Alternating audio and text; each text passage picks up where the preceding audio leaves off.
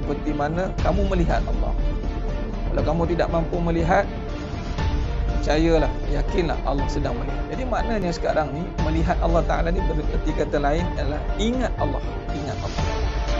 Dan ingat Allah ni lah menjadi agenda kita sekarang. Kita nak ingat Allah. Alangkah malangnya hari ini Allah kata dalam surah Sajadah ayat 9, hakikatnya qalilan ma tashkurun, sedikit sangatnya ingat Allah.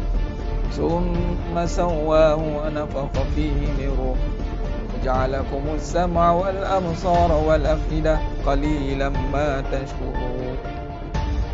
Allah tiupkan roh dan jasad kita, di dalam jasad kita ni Allah bagi penglihatan, Allah bagi pendengaran, tapi sedikitlah yang syukur. Ini ingat Allah, syukur ni ada Allah. Kalau mula pun dah tak betul, agak-agak ujung-ujung memang kita boleh betulkan di pertengahannya, tapi kita bimbang tak betul di pertengahannya, perlukan kehancuran. Bimbang diingatkan dengan cara peringatan melalui ujian yang menyakitkan. Duit ni dunia.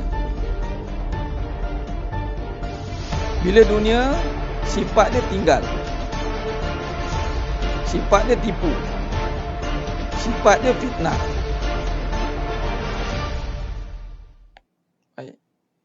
Soalannya, kalau kita terus pergi bersandar pada duit, maka kita akan kena tinggal, kena tipu. Itu makhluk atau kejadian. Bila kejadian, ada tak cara melihat makhluk? Ada tak Allah ajar cara melihat? Kan kita sekarang tengah belajar cara melihat, tidak? Jangan tengok duit. Kalau siapa tengok duit, jadi mata di kaedah yang Allah ajar melalui kaedah Tariq Nubuwah. Qra bismi Rabb bikallazi khalaqa. Bacalah bismi Rabb, bismi Rabb bikallazi khalaqa. Nah, cuba tengok ni sedang jemaah mata Allah SWT. Cuba tengok, perhati baik-baik. Cuba tengok. Pertama, kedua, ketiga. Bacalah dengan nama. Dengan nama siapa? Rabb. Nama siapa? Nama yang menjadikan duit. Duit tu kejadian tidak? Ya. Sekarang ni duit kita dah ada nama. Sekarang ni bila kita baca dengan nama yang menjadikan duit, Nabi kata bermula dengan bismillah, dengan nama Allah.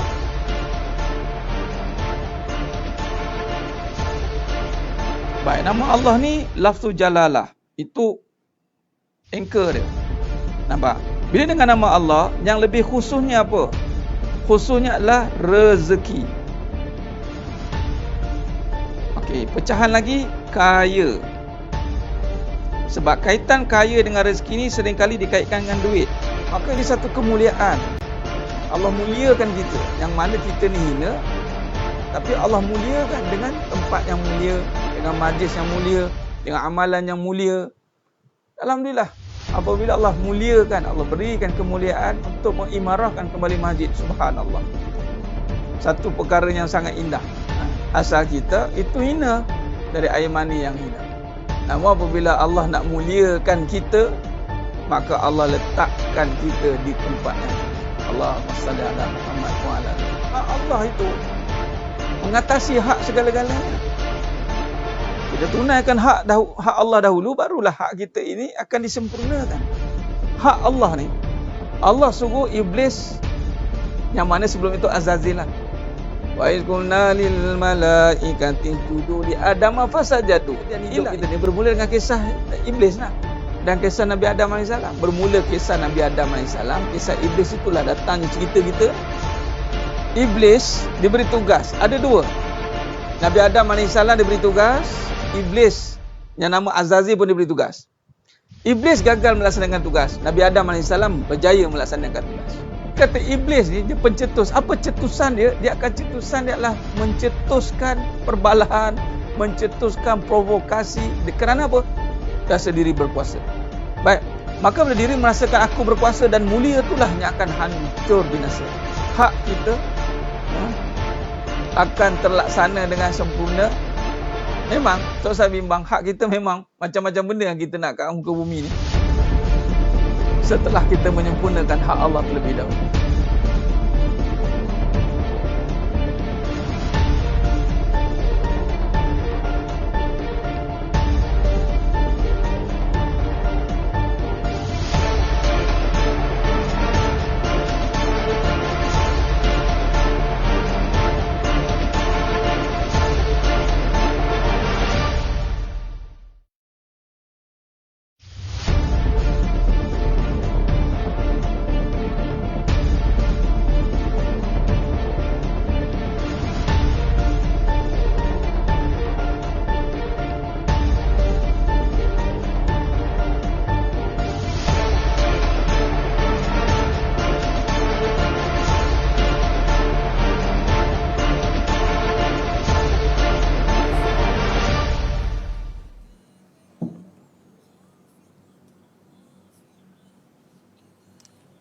Assalamualaikum warahmatullahi wabarakatuh. Bismillahirrahmanirrahim. Innal hamdalillah nahmaduhu wa nasta'inuhu wa nastaghfiruh wa na'udzu billahi min syururi anfusina wa min sayyiati a'malina. May yahdihillahu fala mudhillalah wa may yudlil fala hadiyalah. Asyhadu an la ilaha illallah wahdahu la syarikalah wa asyhadu anna Muhammadan abduhu wa rasuluh. Allahumma salli ala Muhammad wa ala ali Muhammad. Rabbi yassir wa la tu'assir, Rabbi tammim bil khair. Rabbi shrah li sadri wa yassir li amri wahlul 'uqdatam min lisani yafqahu qawli. Allahumma aftah alaina hikmataka wanshur alaina min khazaini rahmatika ya arhamar rahimin. Al-Malikul Quddus Salamul Mu'minul Muhaiminul Azizul Jabbarul Mutakabbir. Subhanallah ya amma yushrikun. Wallahul Khaliqul Bari'ul Musawwiru lahul asma'ul husna. Yusabbihu lahu ma fis samawati wal ardh wa huwal azizul hakim. Wala haula wala quwwata illa billahil aliyyil azim. Wala manja minallah illa ilaih. Amma ba'du. Sidang jemaah yang dirahmati Allah Subhanahu wa taala. Mudah-mudahan kita semua tergolong dalam golongan hamba-hambanya yang benar-benar bersyukur. Bagi memberkati lagi majlis kita pada malam yang penuh barakah ini, mari kita sama-sama mulakan dengan umul kitab Al-Fatihah. A'udzubillahi minasyaitonir rajim. Bismillahirrahmanirrahim. Alhamdulillahi rabbil alamin. الرحمن الرحيم مالك يوم الدين إياك نعبد وإياك نستعين اهدنا الصراط المستقيم صراط الذين أنعمت عليهم غير المغضوب عليهم ولا الضالين. آمين. اللهم صل على محمد وعلى آل محمد. اللهم صل على محمد وعلى آل محمد. اللهم صل على محمد وعلى آل محمد. اللهم صل صلاة كاملة وسلم سلاما تاما على سيدنا محمد الذي تنحل بالعقد وتنفى بالقرب وتقضى بالحوائج وتنال بالغرائب وحسن الخواتم ويستسقى الغمام بوجهه الكريم وعلى آله وصحبه في كل لمحة ونفس بعدد كل معلوم لك برحمتك يا أرحم الراحمين. اللهم صل على نور الأنوار وسر الأسرار وترياك الأخيار ومفتاح الباب اليسار سيدنا ومولانا محمد المختار وآله الأطهر وأصحاب الأخيار عدد نعم الله وإنضاله. الله يا رحمن يا رحيم يا فتاه يا عليم يا رزاق يا وهاب يا حي يا قيوم برحمتي أستغيث. Alhamdulillah, alhamdulillah, semua alhamdulillah ala kulli ni'mah. Alhamdulillah. Pertama mula dan selama-lamanya kita bersyukur kepada Allah Azza wa Jalla dipertemukan lagi kita dalam majlis ilmu secara online ni dalam Taman Syurga, Taman Syurga Maya, Taman Syurga secara online. Alhamdulillah. Alhamdulillah, semua alhamdulillah. Pertama mula mari kita sama-sama perbetulkan niat kita. Kita perbetulkan niat kita untuk terus berada di dalam keadaan kita benar-benar niat untuk menuntut ilmu dan kita mahu mendidik hati kita ini untuk memahami akan segala yang dipelajari dan kita berazam untuk mengamalkan ilmu yang telah kita pelajari dan kita berazam untuk menyebarkannya insya-Allah. Baik, untuk itu bantu dulu sebarkan insya-Allah, sebarkan. Alhamdulillah. Waalaikumsalam warahmatullahi yang telah memberi salam dan kepada semua yang telah hadir dalam pengajian kita pada malam ini insya-Allah. Jadi bantu sebarkan biar lebih ramai lagi yang mendapat manfaat insya-Allah. Moga-moga Allah bantu lagi dalam pengajian kita pada malam yang penuh barakah insya-Allah.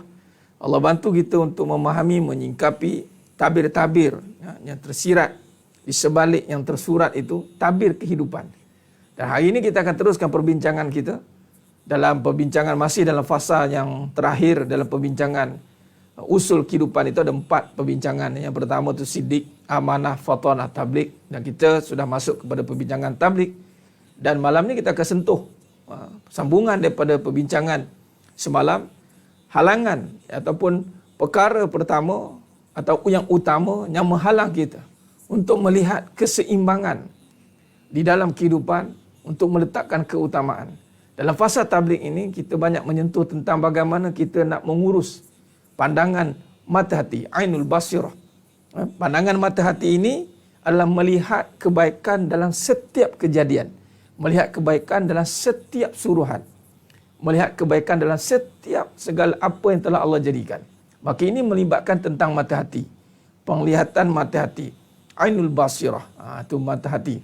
Dan apabila kita nak kaji tentang kehidupan, berbincang soal perkara yang tersirat, bukan berbincang soal syariat kehidupan. Beza ya. Sebut hakikat kehidupan bermakna perkara yang di sebalik apa yang kita lihat. Kalau sebut syariat kehidupan, itu perkara yang zahir. Macam kita beribadat, kalau konteks syariat, hakikat. Kalau sebut saja syariat, itu yang zahir. Sebutnya hakikat, itu yang batin. Kalau pergi pada ibadat, syariat ibadat, itu yang fikih. Yang mana yang kita nampak pada rukun Islam, itu syariat, syiar, nampak. Kalau pergi kepada hakikat, itu pengisiannya. Yang ini konsep ibadat yang menuju kepada pengisian ibadah itu. Itu dia hakikat. Dia sebut syariat dan hakikat. Syariat itu zahir, hakikat itu yang batin, yang tersembunyi di sebalik syariat. Maka dalam konsep ibadat tadi begitu. Kalau sekiranya kalau kita boleh pecahkan dia, qauli, fi'li, qalbi, itu qauli dan fi'li itu syariat, qalbi itu hakikat. Baik.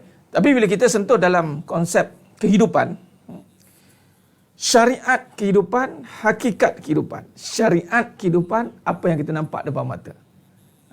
Contoh syariat kehidupan itu apa? Makan minum, itu syariat. Kahwin, perkahwinan, itu syariat. Pekerjaan, itu syariat. Apa saja yang kita nampak dengan mata kepala itu syariat. Adapun hakikat itu di sebalik perkara yang kita lihat. Contoh perkahwinan, pernikahan. Hakikatnya itu adalah tentang kasih sayang. Itu hakikat. Pekerjaan. Kita nampak perbuatan untuk mencari duit. Itu syariat. Tetapi hakikat di sebalik pekerjaan cari duit itu melibatkan rezeki. Nah, apabila kita meletakkan perbincangan tentang hakikat, maka sudah pasti perbincangannya adalah melibatkan perkara yang gaib, yang tersembunyi, yang halus. Maka apakah yang utama dalam melihat ataupun apakah elemen yang utama yang digunakan untuk melihat perkara yang halus ini? Itulah mata hati. Itulah balik pada ainul basirah itu. Mata hati, ainul basirah. Baik, hari ini sidang jemaah mata Allah SWT, apabila kita gagal menggunakan penglihatan yang sebenar, itulah penglihatan mata hati. Itu penglihatan yang sebenar. Maka kita bimbang, kita akan tertipu dengan kebendaan. Ini kata fitnah. Kita akan tertipu dengan perbuatan semata-mata. Kita akan tertipu dengan alam kebendaan semata-mata. Kerana hidup ini ada dua kan, zahir dan batin. Zahir dan batin. Ya ada dua, siang dan malam. Kalau kita sibuk dengan hanya kebendaan, kita lupa ada yang menjadikan benda itu. Yang ini yang kita nak tekankan. Apabila kita memahami kehidupan dalam sudut pandang yang lebih luas, kita tidak tumpu pada satu angle saja, yang ini kebendaan, yang ini membawa pada jumud. Kita pergi kepada pandangan yang lebih luas. Itulah pandangan mata hati. Dan lebih luas daripada mata hati itu adalah pandangan yang bersamanya itu dengan kekuasaan Allah. Itulah iman. Nampak sidang jemaah mata Allah Subhanahu Wa Taala. Baik. Maka di sini boleh kita buat satu kesimpulan. Dalam kesimpulan, kita melihat bahawa bila kaitkan dengan hakikat, tunjangnya adalah keimanan. Itu dia. Itu kata kunci kita. Kata kunci kita adalah untuk kaitkan bahawa bila melihatnya gaib, maka jangan gunakan pandangan yang zahir. Untuk melihat rezeki, jangan gunakan duit. Jangan gunakan mata kepala kita ini. Bicara soal rezeki, jangan diukur perbuatan. Ada perbincangannya berbeza, tuan-tuan. Jadi sedang jemaah mata Allah SWT. Ya Mak Umi, keluar je Mak Umi, loading keluar balik, masuk balik. Loading masuk balik, keluar balik. Kita dah start dah ni. Mana-mana yang ada masalah loading tu keluar masuk balik, loading masuk balik. Itulah dia. Sekarang duk borak sampai ke sudah tak habis cerita kat situ kan. Allahumma salli ala Muhammad wa ala ali Muhammad. Khair, mudah-mudahanlah Allah bantu. Allah bantu mudahkan teknikal kita ni, ya. Mana-mana yang sedang berhadapi dengan teknikal tu, uruskanlah teknikal tu dengan baik-baik, insya-Allah. Baik. Fokus kepada perbincangan kita pada malamnya penuh barakah ni, ya. Baik, bila sebut tentang sandaran kehidupan, kenapa ustaz kali ni saya mula hati saya ni lapar sekarang dengan kehidupan yang ada ni? Kenapa ya? Sebab kita dah keluar daripada adat kebiasaan melihat kehidupan. Ini melihat kebendaan, itu adat. Bila sebut kehidupan, adatnya apa? Kebendaan. Sebut kehidupan, adatnya adalah kebendaan. Itu adat. Betul tidak? Mencari kebendaan. Ini adat. Tadi kita tak mau duduk pada adat. Kita tak mau duduk pada adat, kita nak jadikan dia jadi ibadat. Nah, bila jadi ibadah, kata kunci ataupun perkara asas pada ibadah itu adalah akidah. Asas kepada ibadah itu akidah. Kalau kita nak jadikan kehidupan kita ibadah, sudah pasti asasnya akidah. Nah, jadi kehidupan kita ini nak dijadikan ibadah. Setuju? Ya Ustaz, saya nak jadikan hidup saya ini semuanya ibadah. Nah, kalau terasnya ibadah, maka apakah tunjang ataupun pokok ataupun akar kepada ibadah? Itu akidah. Iman. Jadi makna kata kehidupan kita ini mesti dengan iman. Ini saya cuba nak rangkumkan kembali perbincangan kita ini. Supaya kita tidak terperangkap dengan hanya amalan tetapi tidak bersamanya kefahaman. Kita hanya dengar dek mata dan telinga kita mendengar dan melihat saja. Tapi kehidupan kita tidak pergi kepada asas sebenar. Ini kita tak nak. Allahumma salli ala Muhammad wa ala ali Muhammad. Jadi sidang jemaah mata Allah Subhanahu wa taala. Bila pergi kepada perbincangan asas ibadah itu adalah akidah, kita nak jadikan kehidupan kita itu sebagai ibadah, sudah pasti perbincangannya adalah akidah. Maknanya perbincangannya adalah akidah. Baik, bila akidah yang menjadi tunggak kepada kehidupan, apakah yang dinamakan tentang akidah ataupun apakah bagaimana kaedah akidah dalam kehidupan itu? Maka kaedahnya adalah kita nak melihat bagaimana dia melihat kehidupan dengan keimanan. Itu keimanan akidah. Itu mata hati. Itulah mata hati. Tasdik bil qalbi. Membenarkan dengan mata hati. Jadi sedang jemaah mata Allah Subhanahu wa taala. Baik, dalam kehidupan ini selagi mana kita tidak mampu membimbing mata hati kita itu untuk menjadi teraju di dalam kehidupan kita, maka selagi itulah kehidupan kita tiada hala tuju. Haru biru. Dia akan jadi haru biru. Kehidupan itu terhad. Dia akan jadi penat. Dia akan jadi satu keadaan yang terhimpit. Dia akan membuat kita rasa sempit. Kenapa? Kerana tidak menguasai mata hati. Basirah tadi. Ya Allah, kurniakanlah makrifatmu. Basirahmu, pimpin daku dengan cahayamu. Ingat, bila disebut Ainul Basirah, penting ke Ainul Basirah ni Ustaz? Kenapa nak kaji tentang Ainul Basirah ini? Kerana pentingnya Ainul Basirah ni umpama cahaya yang menyinari kegelapan. Ainul Basirah itu asasnya cahaya. Bila kita gagal memperhalusi Ainul Basirah, maka kita gagal untuk melihat dengan cahaya. Maka butalah jawabnya. Bila buta, agak-agak bagaimana nak membawa kehidupan ini? Bagaimana tuan-tuan? Sidang jemaah mata Allah SWT. Memang tak boleh bawa lah. Sebab itu minta maaf, cakap minta maaf ya, minta maaf. Bagi yang Allah uji penglihatan dia terhalang. Contoh mungkin rabun atau mungkin langsung tidak nampak. Maka dia tidak dibenarkan untuk membawa kereta. Rabun yang rabun betul tu. Kan antara syarat asas untuk luluh lesen, untuk syarat ambil lesen, mesti dia boleh melihat. Betul tidak? Jadi mana-mana yang Allah uji penglihatan itu tidak mampu dilihat dengan baik, zahir, maka dia tidak boleh membawa kenderaan. Nampak? Mungkin elemen lain mungkin boleh, tetapi penglihatan mandatory. Jadi bagaimana kehidupan yang buta hati tiba-tiba membimbing orang lain, tiba-tiba nak membawa orang kepada, oh ini tip kehidupan. Bagaimana dia mentafsir kehidupan sedangkan ainul basirah pun dia tidak faham? Bagaimana dia memberi tip-tip kehidupan sedangkan mata hatinya masih berbicara soal perasaan? Masih sakit hati? Nampak tidak? Masih lagi ada cerita tentang berbolak-baliknya diri dia itu? Maka ini yang bahaya.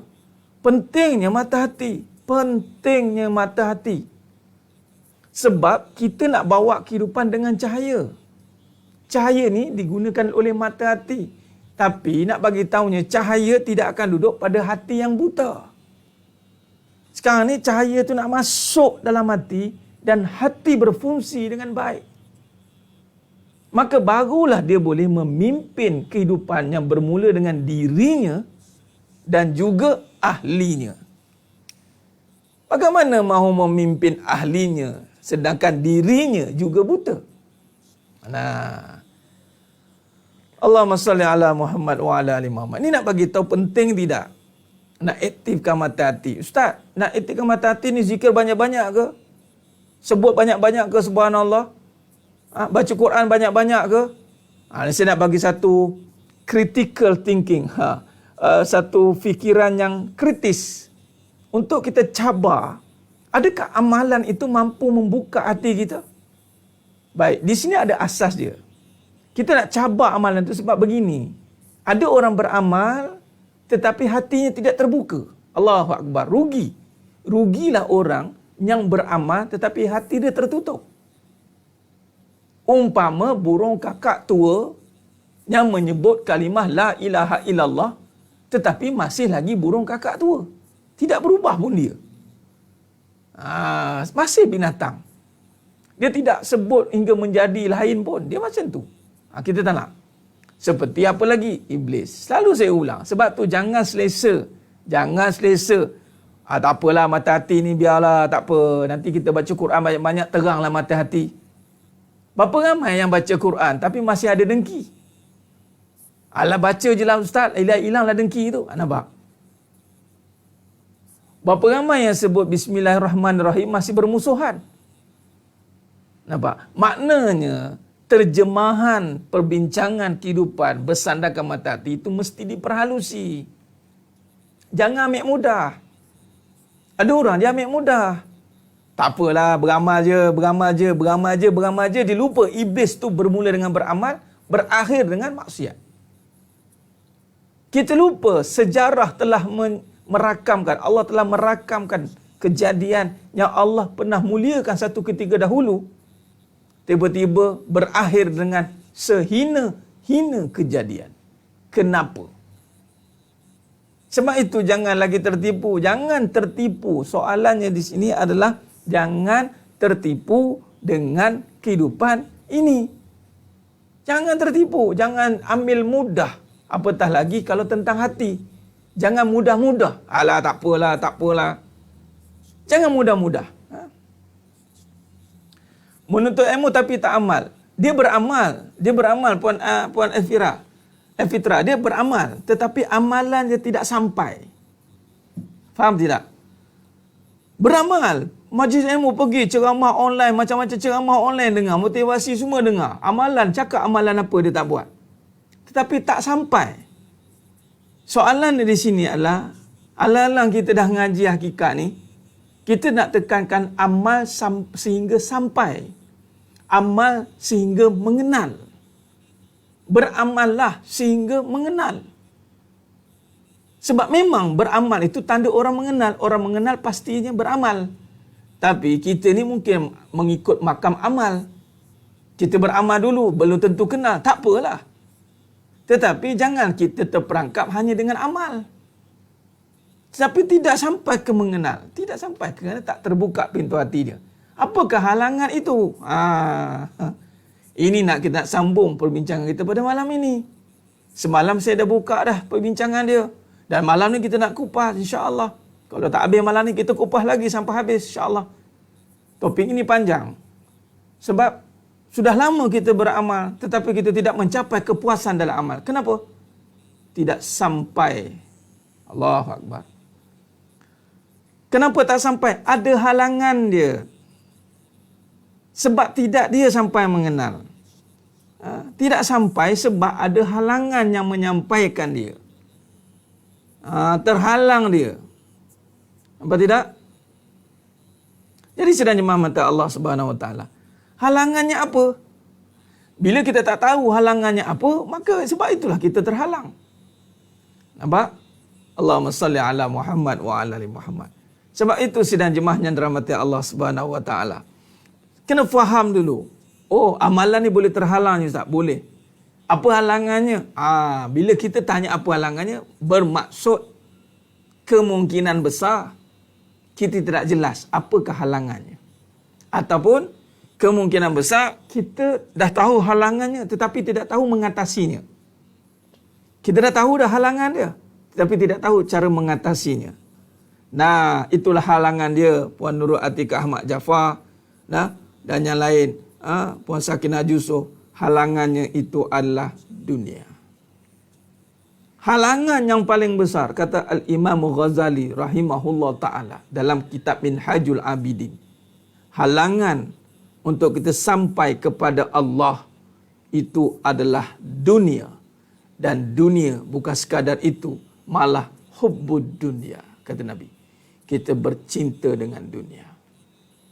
Bila kita sudah jatuh cinta dengan dunia, jangan impikan untuk melakukan amalan kerana Allah. Jangan mimpikan. Halangan ini kita kena atasi dan kita kena keluar daripada perkara ini. Ini halangan yang paling besar. Dan semua tunggangan, semua perkara musuh-musuh, Allah akan menjadikan dunia sebagai tunggangan. Nafsu menunggang dunia. Iblis menunggang dunia. Semua segala perkara kejahatan akan menunggang dunia. Inilah yang dinamakan, kata Al-Imam Hasan Al-Basri rahimahullah ta'ala, hubbud dunya ra'sul khati'ah. Cinta dunia kepala bagi segala kejahatan. Allahumma salli ala Muhammad wa ala ali Muhammad. Kita nak nafikan, saya tak cinta dunia Ustaz. Kalau orang yang tak cinta dunia, sudah pasti dia tidak ada track record kecewa dengan dunia. Pertama, kita cek dulu. Pernahkah kita melalui kekecewaan di dunia? Pernah. Bermaksud kita pernah ada kontak dengan cinta dunia. Orang yang pernah melalui fasa-fasa kekecewaan. Adanya inbox saya tadi, Ustaz, boleh cerita tak tentang kekecewaan sikit malam ni? Boleh, saya akan ceritakan. Adanya inbox saya, Ustaz, tolong ceritakan detail Ustaz. Saya nak keluar daripada fitnah ini Ustaz. Perempuan mesej, saya tak nak terikat dengan fitnah ini. Bagus. Sekiranya sudah ada kerisauan itu timbul, bibit-bibit kesedaran sudah ada. Dia yang kalau Allah tak pilih ni, dia dengar hubur dunia, dia buat tak apalah. Yalah, hubur dunia pun kena pakai dunia juga. Dia mula memperlekehkan kembali. Dia mula melihat ancaman halangan itu sebagai ancaman biasa. Walhal ancaman itu sangat dibimbangkan oleh Nabi SAW. Nabi cukup bimbangkan.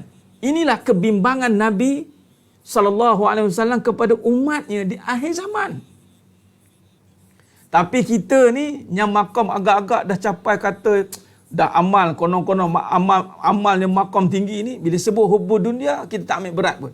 Kita anggap macam, yelah, yang penting kena seimbang lah. Ya. Yang penting kita kena seimbang. Dunia pun penting juga. Dia bukan apa. Kita jangan terlampau keras. Sebab kita, Islam ini bukan membuang dunia. Dia cuba lagi bagi kredit. Sedangkan Nabi risau. Sangat tidak bertepatan dengan perjalanan baginda Nabi SAW. Nampak? Saya tak nak terikat dengan fitnah dunia, Ustaz, Puan Nek Robiah. Ya, semua orang tak nak terikat dengan cinta dunia. Saya yakin dan pasti. Semua yang menonton dalam ini, semua tak nak terlibat dengan cinta dunia. Tetapi apakan daya, cinta itu meresap masuk tanpa kita duga. Cinta dunia ini meresap masuk tanpa kita sedar. Cinta dunia ini masuk tanpa kita sedar dan kita duga dia meresapi dalam hati kita. Tanpa sedar. Dan peratusan untuk terkena dengan cinta dunia ini adalah sangat tinggi. Macam COVID lah. Tapi orang dengar macam biasa. Kita ingat kita boleh atasinya dengan istighfar semata-mata. Kalau dengan hanya istighfar, dengan lapas, kenapa ulama bersisa Bani Israel itu akhirnya tumpas? Jangan ambil mudah. Prinsip pertama, jangan ambil mudah dengan fitnah ini. Nampak? Ya, Tuan Raja Sarizal. Macam pernah aku dengar ayat itu, gaya pun sama. Ya. Tak, kita tak tuju pada siapa-siapa. Tapi ini yang kita hadapi. Bila sebut cinta dunia, kita nak kupas, dia mula elak. Dia seakan-akan macam, tak apa, nanti kita beramal lama-lama hilang lah tu cinta tu. Ingat senang nak lama-lama hilang? Ingat boleh hilang begitu saja ke? Konsep dia adalah untuk meracuni dan membuatkan kita jadi orang yang mabuk. Itu Nabi cinta ini dikaitkan dengan mabuk. Dia panggil mabuk cinta. Orang mabuk itu sukar untuk pulih kalau dia tidak buang kemabukan itu. Allahumma salli ala Muhammad wa ala ali Muhammad. Khair. Macam mana nak keluar daripada cinta dunia? Adakah amalan? Tidak. Bukan sekadar amalan. Itu kena faham dulu. Kena faham dulu. Baik, peringkat pertama pada malam ini, jangan ambil mudah itu adalah ambil ringan. Was-was itu ragu-ragu. Ambil mudah itu maksudnya dia langsung membuat perkara itu tidak jadi keutamaan. Tapi kalau was-was ini dah buat tapi tidak yakin. Dua benda berbeza. Nampak? Allahumma salli ala Muhammad wa ala ali Muhammad.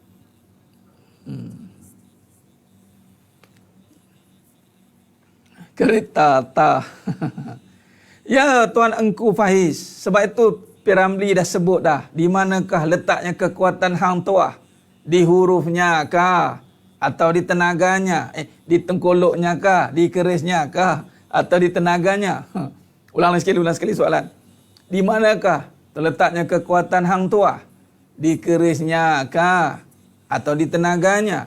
Piramli pun jawab. Kekuatan Hang Tuah terletak pada hurufnya ta. Ta, waw, alif, ha, tuah. Kalau ta tukar kepada ba, maka hang, buah, tidak kuat. Nah, di sini ada kata kuncinya juga. Bagaimana nak keluar daripada ta jadi ba? Itu kata kuncinya, ta tukar jadi ba. Nak keluar daripada fitnah ni, bagus. Tuan tadi saya dah nak sentuh dah tu. Kan? Bila sebut ta, anda terkaedah untuk keluar daripada fitnah dunia, harta, wanita, tahta. Jangan duduk dekat ta, tapi duduk kat mana? Duduk dekat ba. Huruf ba. Huruf ba. Nampak? Maka dengan huruf ba itulah kita akan faham bagaimana nak keluar daripada fitnah itu. Allahumma salli ala Muhammad wa ala ali Muhammad. Khair. Dari sidang penonton, sidang jemaah yang dirahmati Allah Subhanahu wa taala. Ba, ta tukar pada ba, basirah. Ba dengan. Maka kalau nak keluar daripada fitnah harta, maka jangan duduk pada ta. duduk pada bar. Itu salah satu yang pertama. Baik, jadi sebenarnya mata Allah SWT, banyak dalil-dalil yang kita akan bawakan pada malamnya penuh barakah ini untuk kita perhatikan. Untuk kita perhatikan insya-Allah, dan kita perhalusi satu persatu sedikit pada malam ini insya-Allah. Nah, okey, baik. Jadi sebelum tu 2 minit. Allahumma salli ala Muhammad wa ala alihi. Tunggu sebentar ya.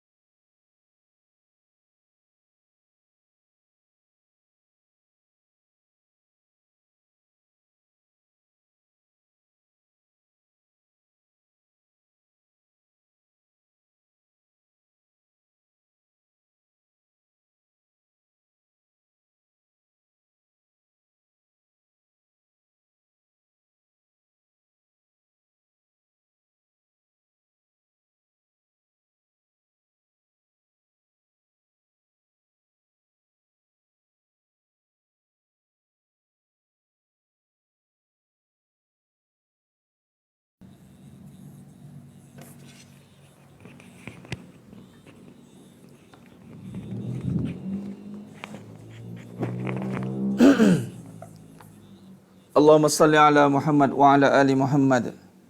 Sedang penonton, sedang jemaah mata Allah Subhanahu wa taala. Khair, baik kita sambung perbincangan kita pada malam yang penuh barakah ni. Baik.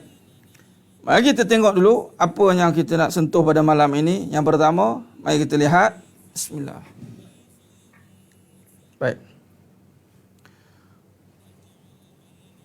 Kalau kita lihat dalam nota yang ada ni di tangan saya ni.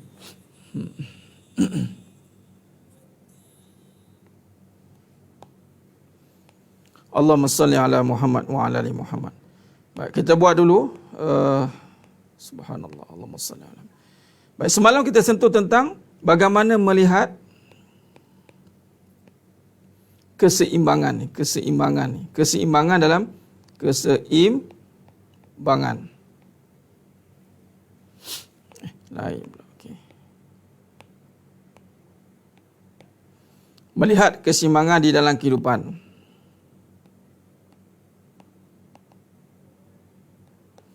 Kita dah sentuh tentang yang pertama, bagaimana melihat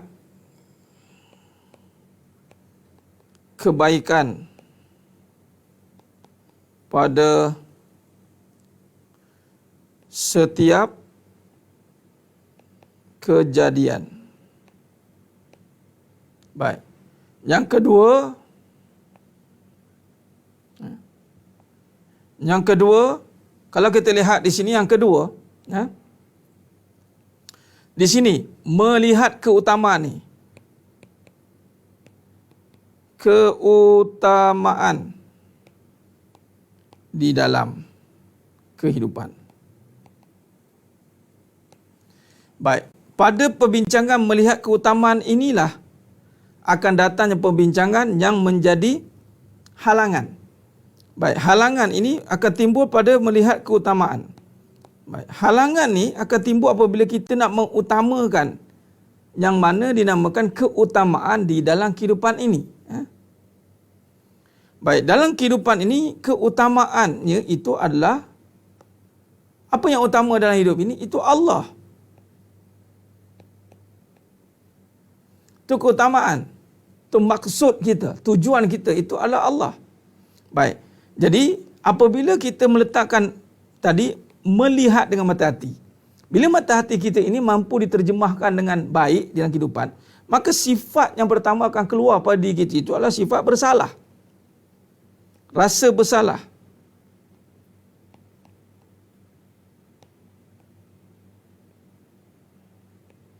Ini perjalanan. Siapa yang nak dekat dengan Allah, gerbang, pintu utama untuk dekat dengan Allah, itu rasa bersalah. Bila rasa bersalah ini menebal dalam diri dia, maka dia akan tidak lagi duduk pada sifat menyalah.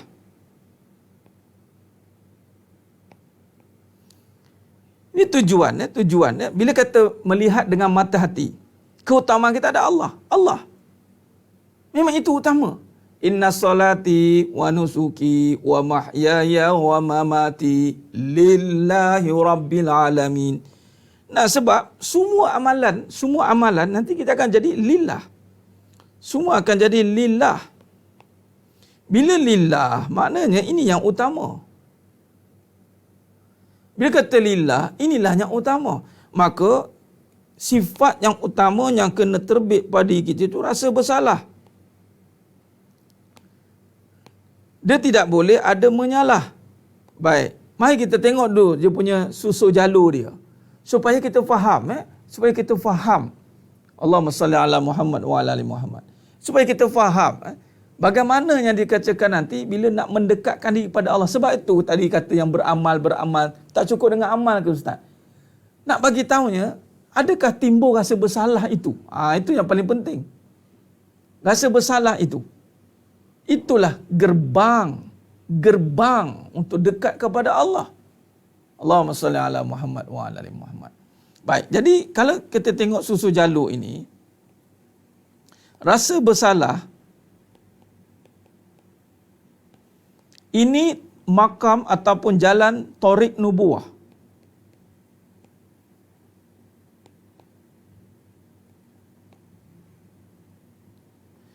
Ya, ini jalan kenabian. Ini jalan kenabian. Jalan kenabian itu bermula dengan rasa bersalah. Ingat? Jalan kenabian itu bermula dengan rasa bersalah, bermula Nabi Adam AS.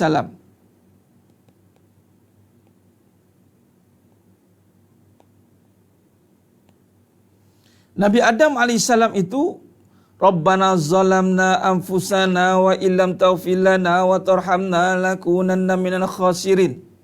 Nampak? Dan terus kepada Nabi Muhammad sallallahu alaihi wasallam. Nabi Muhammad sallallahu alaihi wasallam pun mengasaskan perkara yang sama. Istighfar dia 70 kali sehari. Nampak? Ini jalan kenabian. Subhanallah. Sehingga Nabi Muhammad SAW mengajar Sayyidatina Aisyah radhiyallahu anha itu doa di malam Lailatul Qadar. Itu adalah Allahumma innaka afuwun tuhibbul afwa fa'fu anni. Nampak tidak?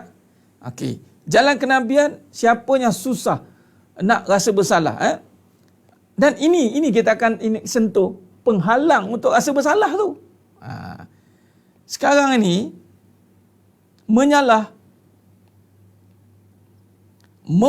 ini adalah jalan iblis dan syaitan dan semua musuh-musuh Allah. Nampak? Jadi sidang jemaah mata Allah Subhanahu Wa Taala, bila kata menyalah ini jalan iblis yang menyalahkan Nabi Adam AS sehinggalah ke cucu cicitnya. Nampak iblis? Qala fa bi izzatik la ughwiyannahum ajma'in illa ibadaka minhumul mukhlasin. Aku akan sesatkan cucu cicit anak Adam, katanya. Nampak tidak iblis? Dia akan kacau. Dan okey, di sini kita nampak rasa bersalah dan menyalah. Dia tidak boleh duduk serentak. Salah satu. Maka kalau kita ikut kepada jalan Thariq Nubuwah, keutamaan kita Allah, itu kita akan pergi pada rasa bersalah. Baik, soalannya di sini, kenapa susah nak rasa bersalah? Sedangkan rasa bersalah itu datang dengan sifat rendah diri, tawaduk. Tetapi kenapa tidak boleh rasa bersalah, Ustaz? Susah nak rasa bersalah. Itulah cinta dunia.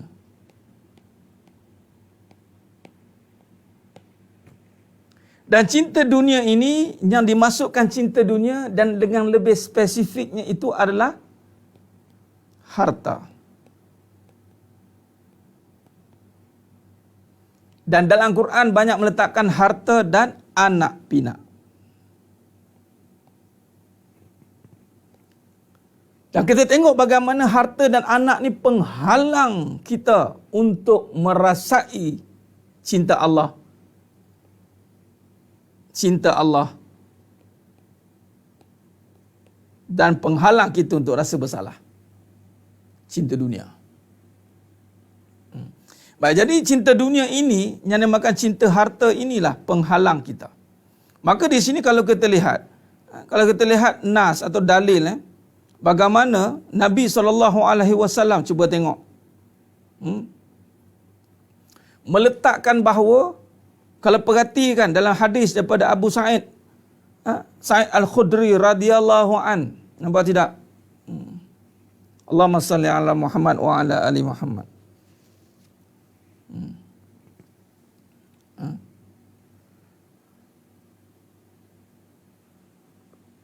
Baik.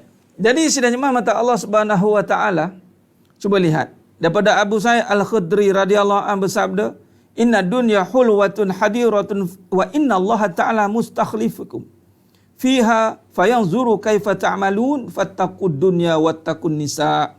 Di sini kata Nabi sallallahu alaihi wasallam, sesungguhnya dunia ini manis. Nabi kata dunia ni manis. Dunia manis dan hijau. Satu. Sifat dunia ni, Nabi akan tunjuk dia manis dan hijau. Yang berhati. Ya? Baik. Menjadikan kalian sebagai khalifah. Yang kedua, Allah jadikan sebagai khalifah. Ini ada 3 perkara di sini. Dan yang ketiga, kalau kita lihat di sini, dan Allah akan melihat apa yang kalian perbuat. Maka yang ketiga ni, takutlah kepada dunia dan takutlah kepada wanita. Fattaqud dunya wattaqun nisa. Nampak? Takutlah kepada dunia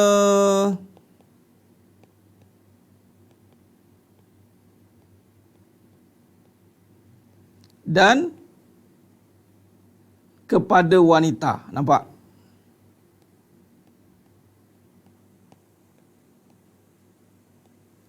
Wanita ini akan menjadi antara penyumbang juga kepada penghalang untuk rasa bersalah.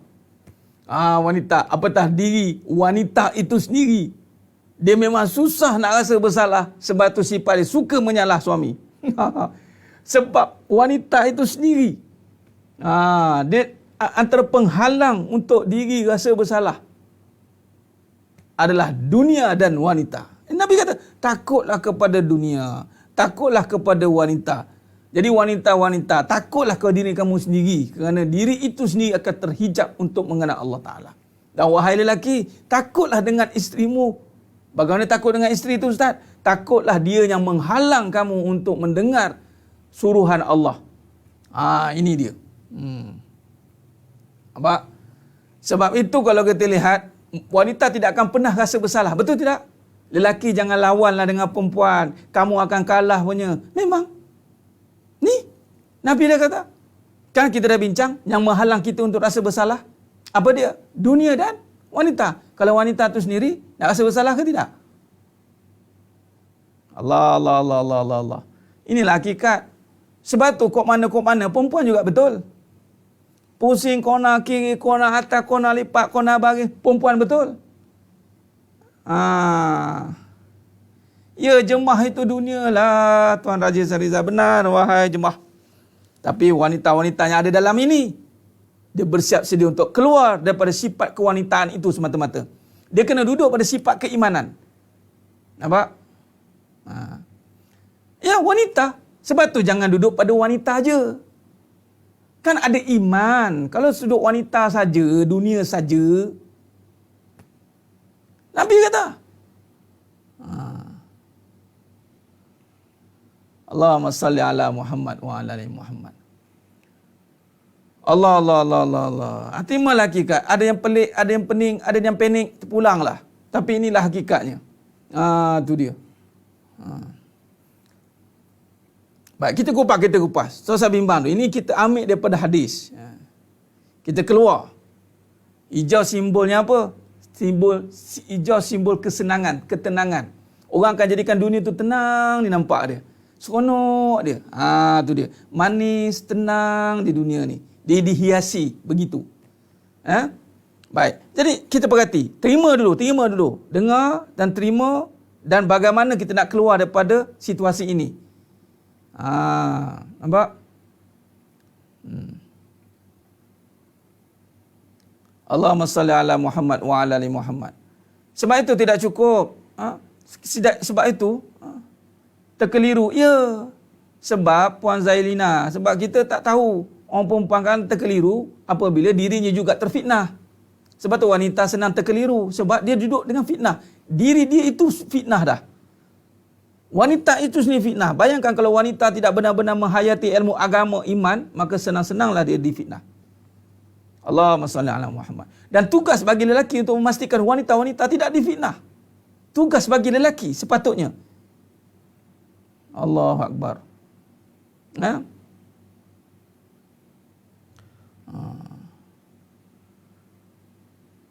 Tuan Idris Ishak, itulah wanita hari ini kan. Allah. Ya, wanita hijau kegemaran Nabi. Tapi yang dikaitkan dengan manis dan hijau ni maknanya perkaranya indah lah. Hijau tu indah. Indah. Okey.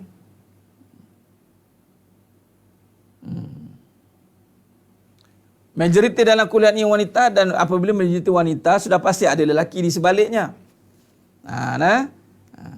Sudah pasti ada lelaki di sebaliknya, di sampingnya. Baik. Sambung. Terima dulu. Apa kata Nabi lagi?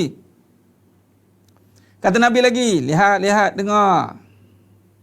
Kata Nabi lagi. Allahumma salli ala Muhammad wa ala ali Muhammad.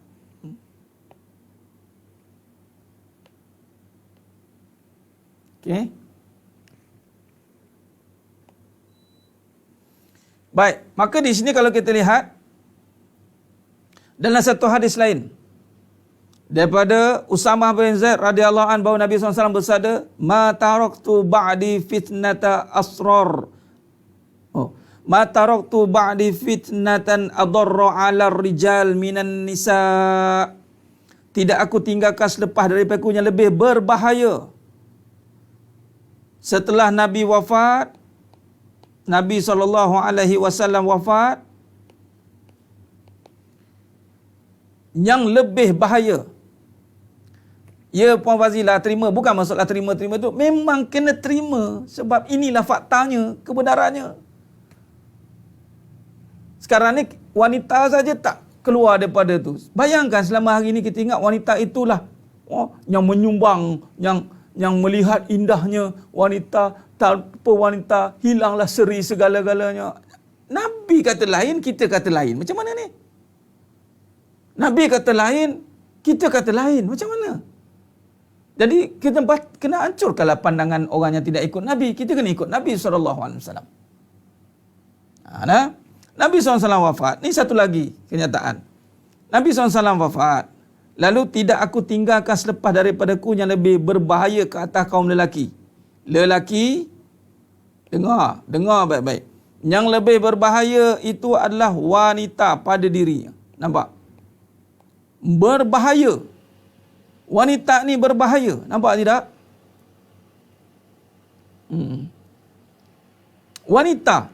Nabi kata, tidak aku tinggalkan selepas daripada aku yang lebih berbahaya ke atas kaum lelaki daripada wanita. Maknanya yang paling ranking juga kat dunia ini, dalam strata yang berbahaya adalah wanita. Allahu Akbar.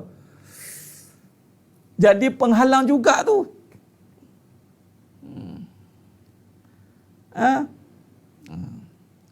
Ni fokus perbincangan. Jangan keluar topik. Allahumma salli ala Muhammad wa ala ali Muhammad. Baik. Jadi sebenarnya mata Allah Subhanahu wa taala,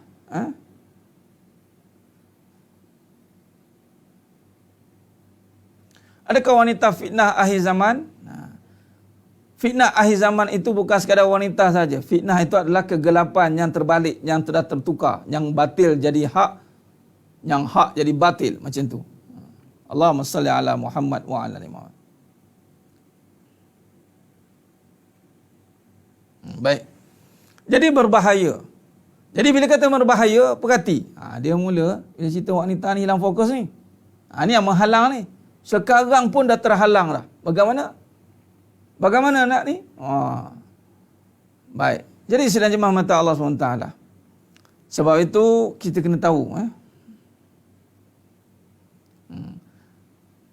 Nabi wafat, Nabi kata, kenapa wanita paling berbahaya? Bagus. Pan khairul wardah. Itu kan bagus soalan begitu. Ya Ustaz. Wanita paling berbahaya kenapa? Mari kita lihat. Sekarang kita ambil poinnya.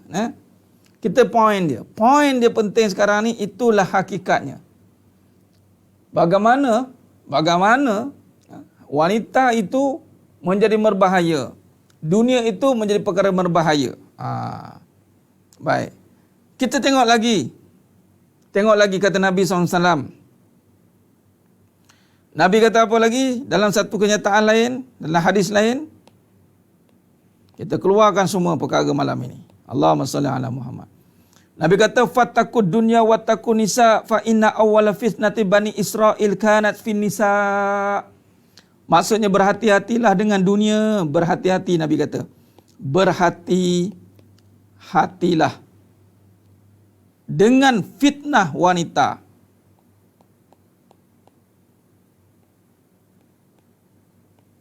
Dan berhati-hatilah dengan dunia. Baik, sekarang ni boleh tak tuan-tuan sedang penonton, sedang jemaah mata Allah Subhanahu Wa Taala, cuba perhati baik apa Nabi duk ulang ni. Saya duk kumpulkan kajian ini. Kita jangan cepat, kadang-kadang ni kita tengok tak apa, kita beramal je. Sedangkan kita tidak menghayati topik ini, kita tak perhalusi, kita tidak menerima lagi. Oh, wanita ni bahaya ya Ustaz. Oh, dunia ini Nabi kata berhati-hati Ustaz. Nampak tidak? Maknanya selama hari ini kita tidak take note, kita tidak berhati-hati pun. Malah kita menganggap wanita lah segala-galanya. Dunia lah yang mengubah hidup kita. Nampak tidak? Allahu Akbar. Allahu Akbar. Kenapa beramal hari-hari susah? Sebab pertama, kita tidak terima. Rupanya ada kebenaran yang disembunyikan tanpa sedar. Jadi sekarang ni, ini masanya. Bila kita nak pergi tabligh, kita nak menyampaikan, kita nak pergi kepada kehidupan yang benar, maka inilah masanya. Untuk recall kembali, untuk kita muhasabah kembali. Bagaimana, apakah kata Nabi ini sudah berlaku di akhir zaman? Ya, Puan Ramlah, bagaimana fitnah ini? Baik. Sekarang ni, saya tunjukkan dulu bukti atau dalil-dalilnya. Kemudian kita syarahkannya. Kita syarahkannya. Baik. Ada lagi dalilnya. Kata Imam Nawawi rahimahullah ta'ala mensyarahkan hadis ini, berkata maknanya adalah jauhilah diri kamu dari terfitnah dengan dunia dan juga perempuan. Bagaimana mentafsirkan mana wanita soleh dalam hadis sebut dengan katanya, iaitu wanita yang menggembirakan. Apabila menggembirakan suami, apabila dilihat, apabila diberi arahan dia taat, dan apabila ketiadaan suaminya, dia memelihara kehormatan suaminya pada dirinya dan juga hartanya. Nampak? Dan hal ini merujuk juga kepada yang mana ciri wanita itu. Ni fitnah ni. Kejap lagi kita sentuh. Sebab di sini Imam Nawawi rahimahullah dah terjemahkan. Apakah sebaliknya wanita itu menjadi fitnah? Bagaimana sepatutnya? Yang inilah kita kena faham. Maknanya saya berbahaya ya Ustaz? Ya. Wanita memang berbahaya. Sebab itu kena ambil berat untuk mengaji dan memahami. Jangan ambil mudah. Bukankah wanita juga merupakan kejayaan bagi seorang lelaki? Wanita yang mana memberi kejayaan itu, Puan Zizah Nayan? Wanita yang mana? Bukan semua wanita, ya. Bukan semua wanita itu memberi kejayaan pada seorang lelaki. Wanita yang memberi kejayaan pada seorang lelaki itu adalah wanita yang bergelar ibu. Ummi. Bukan wanita saja. Hati-hati statement. Inilah statement yang kita nak hadapi akhir zaman ni. Di sebalik kejayaan seorang lelaki, ada wanita yang setia berdiri di sebelahnya. Siapa? Wanita mana tu? Sebab tu dia bukan sekadar wanita. Sebab wanita ni banyak kategori. Nampak?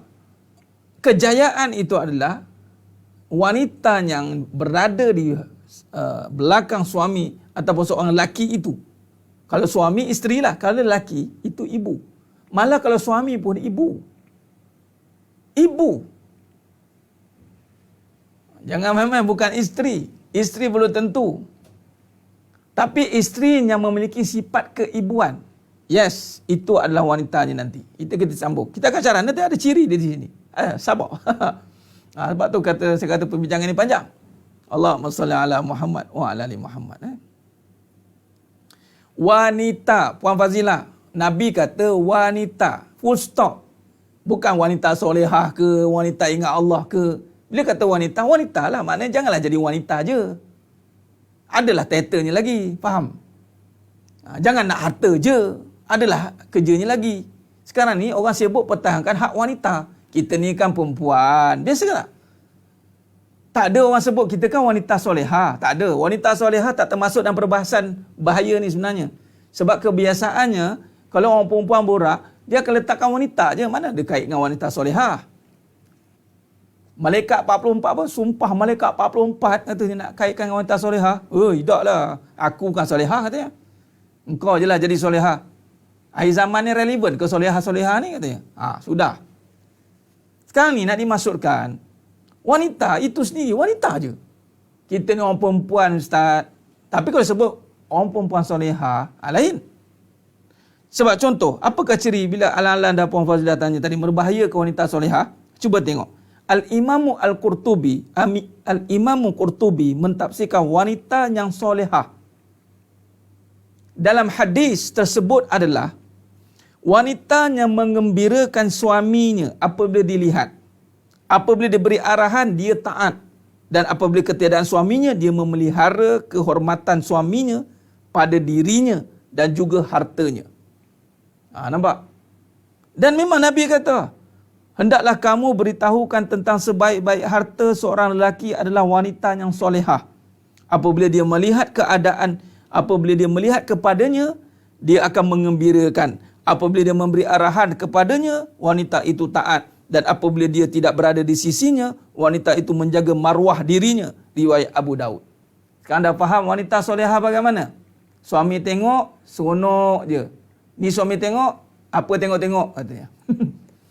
Apa tengok-tengok, tak puas tengok kita ke? Ataupun tak tengok pun, asyik tengok ke lain je. Peli pula. Allah Akbar. Jadi mau tak mau kena jadi wanita solehah lah. Jadi sekarang ni wanita. Wanita. Jadi bila sebut wanita solehah, tak termasuklah perbahasan yang berbahaya. Nampak? Allahumma salli ala Muhammad wa ala ali Muhammad. Khair. Okey. Baik, jadi sebenarnya mata Allah Subhanahu Wa Taala. Maka di sini sekarang kita dah faham yang menghalang diri, apa fitnahnya? Yang menghalang diri. Yang menghalang kita untuk rasa bersalah. Itu adalah wanita dan harta. Baik. Kenapa halang wanita ni rasa bersalah? Okey. Apa yang menghalang rasa bersalah? Okey, baik. Di sini lihat. Kita lihat hikmah dia. Kita lihat di sebaliknya, hakikatnya apa? Baik. Pertama kita tengok wanita dulu. Wanita ini dikaitkan dengan kelembutan.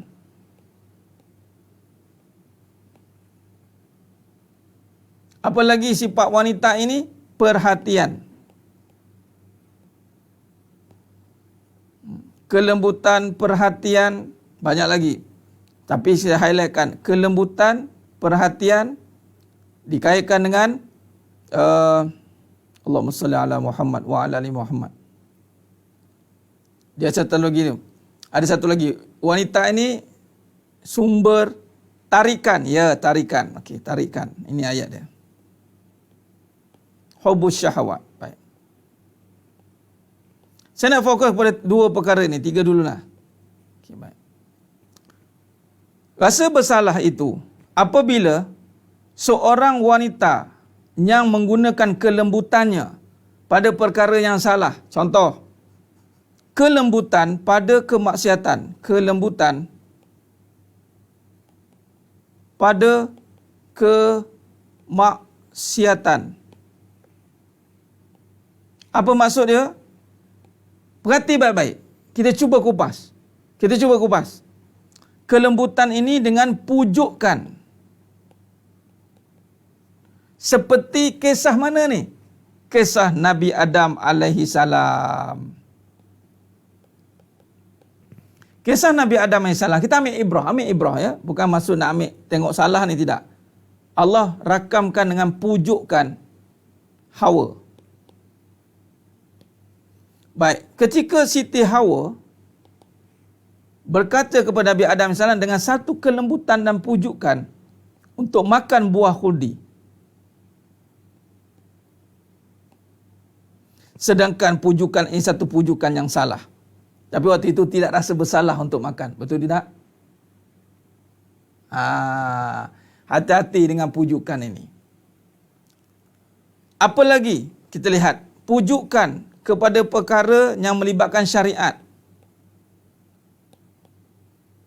Contoh. Seorang isteri itu mendedahkan aurat.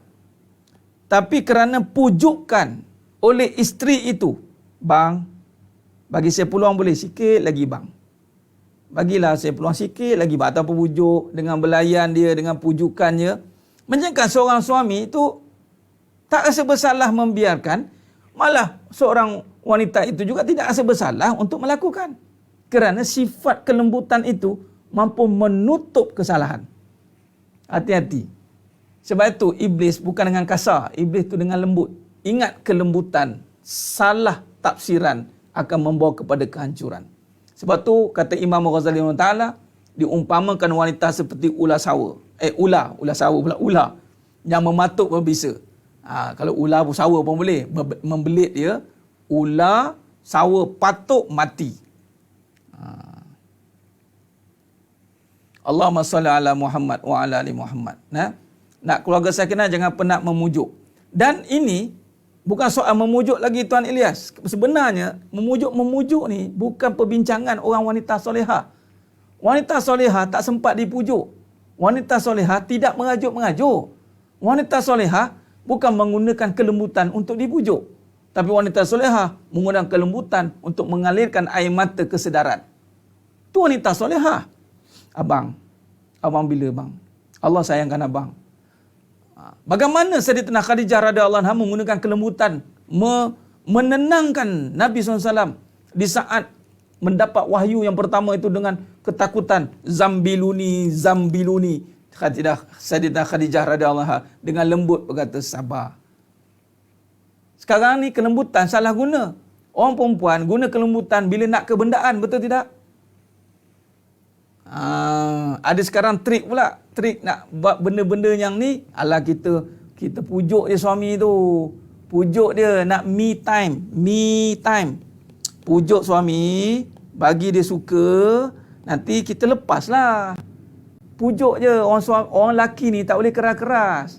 Orang perempuan jangan keras-keras. Orang perempuan gunakan kelembutan untuk dapatkan apa yang nak. Dia akan buat. Dia pujuk, dia rayu. Inilah dia bahaya ni. Allahumma salli ala Muhammad wa ala ali Muhammad. Jadi maknanya kelembutan pada perbuatan mampu menutup kesalahan. Nampak? Hati-hati. Jadi contoh kelembutan. Lagi apa kelembutan? Minta maaf, minta maaf. Pelacur. Minta maaf. Saya bagi contoh. Pelacur. Biar senang nampak.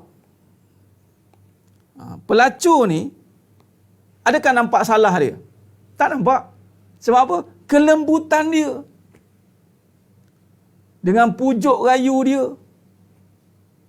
Nampak tak? Dengan pujuk rayu dia. Kelembutan dia.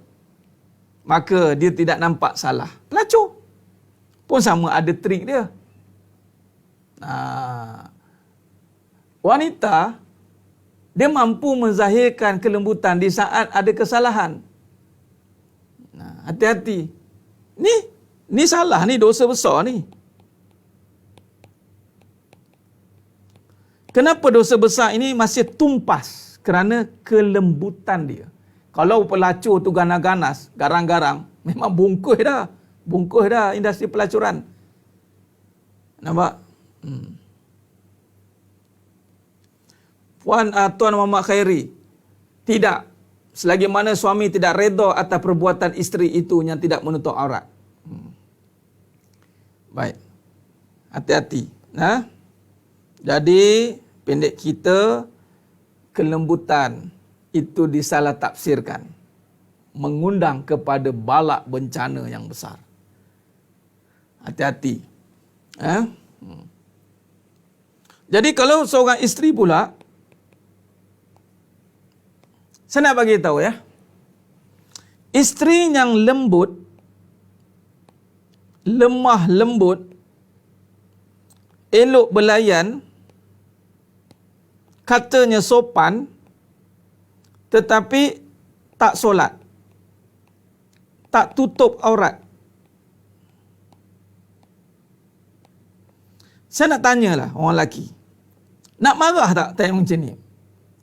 Dan memang dia ni jenis lembut, lemah lembut, belayan, sopan. Ya bang, abang penat ini hari? Abang penat ini hari? Penat. Abang nak air? Ya. Kamu dah solat belum lagi bang? Tak apalah bang, saya nak layan abang dulu ya. Tak payah solat dulu lah ya. Kita tak tahu nak marah tak? Biar terus. Habis. Sebab tu memang jarang perempuan ni nak keras. Tapi kalau benar-benar sekandar memang perempuan dah jadi keras, itu terang-terang dah fitnah terus, dah zahir dah. Berubah dia. Nampak? Baguslah kalau marah juga. Maka dah terkeluarlah daripada fitnah. Jadi sekarang ini, sukar untuk kita melakukan perkara itu, melainkan yang sudah nampak akan hakikat. Dia akan marahlah. Okey, tak solat, tak tutup aurat. Okey, kita marah. Okey, orang lelaki, tengok lagi pula sifat yang sama. Dia solat, dia tutup aurat, tapi syirik. Okey. Tu saya cakap malam ni kita detail sikit. Sebelum kita masuk final harta. Harta lagi dahsyat. Harta ni, oh ya Allah, lagi menyelinap masuk dia. Nampak? Suami beri tunjuk aja kena tegas. Okey? Sekarang ni suami dah tegas. Tutup aurat, dah solat, tapi buat syirik. Okey. Isterinya lembut, lemah lembut, penuh dengan belayan, dengan kata sopan, solat, tutup aurat, tapi syirik.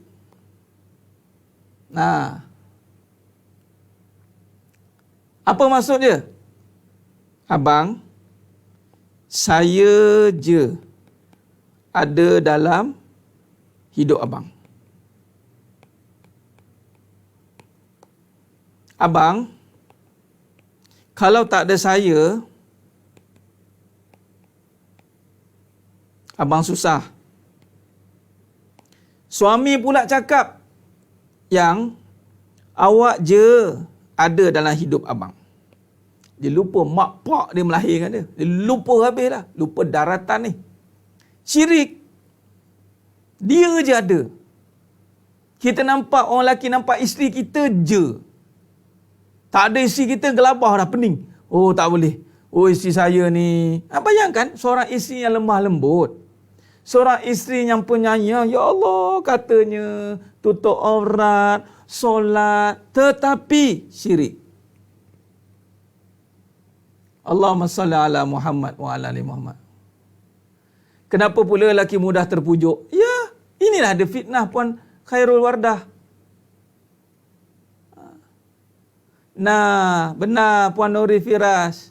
Sebab itu maknanya lelaki itu masih duduk di dalam fitnah. Dan ini yang paling susah ni. Tak sebersalah abang. Sayalah satu-satunya cinta hati abang.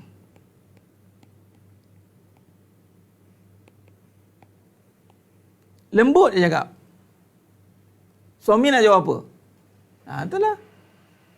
Habis. Sekiranya suami yang tidak ada didikan agama dan iman yang benar, sebab tu orang lelaki yang kena pilih perempuan sebenarnya. Dan sekiranya dia nak pilih, dia kena ada agama, dia kena ada spek dia.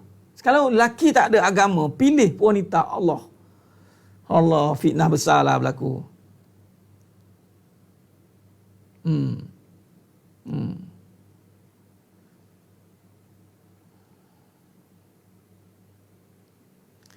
Allah.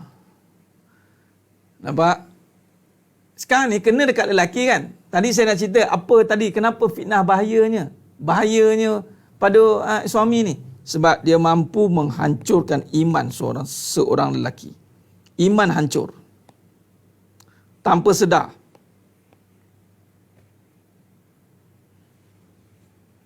Allah. Ya, berapa ramai suami minta maaf cakap, minta maaf. Saya minta maaf dulu, tapi kena cakap. Dia tak nampak lain lah. Laki ni dia tak nampak lain, nampak perempuan je. Isteri dia je. Sedap dekat isteri, cantik dekat isteri. Tak ada isteri, tak adalah. Cukuplah satu ni je. Yang ada 3-4 tu tak setia. Wanita pula, tahu tak apa. Saya je yang pandai jaga abang. Saya je. Sebab ni bayangkan ni. Ini kalau kena yang guna tip-tip jaga suami ni, mau marah kat saya ni. Habis tu tak boleh ke nak lemah lembut? Tak boleh ke nak ni tak boleh ke? Tak boleh ke? Soalannya bukan tak boleh. Soalannya adalah fitnah. Itu saja. Siapa suruh kata tak boleh? Saya nak bagi tahu. Itulah sifat seorang isteri perempuan tu, lembut. Lemah. Penuh dengan belayan. Penuh dengan kata sopannya. Tapi hati-hati, ini adalah fitnah. Pegang kat itu je lah. Itu maksud saya. Jadi, sekiranya dapat isteri begitu, lemah lembut, sopannya, santunnya, ambillah kelebihan itu, didiklah dia, wahai lelaki. Jangan dak pula galik. Awak lah, lembutnya awak ni, umpama bidadari turun dari langit. Dia tak tahu kawan tu siap jadi samsui di siang hari. Orang perempuan, saya cerita sikit lah. Asalnya lembut. Lembut, lemah, santun. Apa lagi tadi? Belayan. Ada dah kat orang perempuan ni. Ini semua sifat baik ni. Ini semua sifat baik. Fitrah. Nampak? Bila dia tidak ada iman, iman tidak dididik dengan baik, suami pula dapat pula wanita yang macam ini, subhanallah, dapat syurga terus, dia katanya. Tak apalah cerita bab iman ni nanti dululah. Sekarang ni kita nikmati saja kelembutan yang ada, lemah lembut santun ada ni, kira okey lah tu ustaz. Nak apa lagi? Perhati baik-baik. Di saat dia membiarkan isterinya yang lembut, lemah, baik ni tanpa didikan iman yang sempurna, jangan terkejut, dia akan jadi orang yang keras. Orang yang marah. Orang yang apa? Bahasa orang Kelantan kata bengking. Orang yang akan jadi orang yang seperti kelelakian dia. Kerana apa? Perempuan berubah kepada asal sifat perempuan tu memang lembut.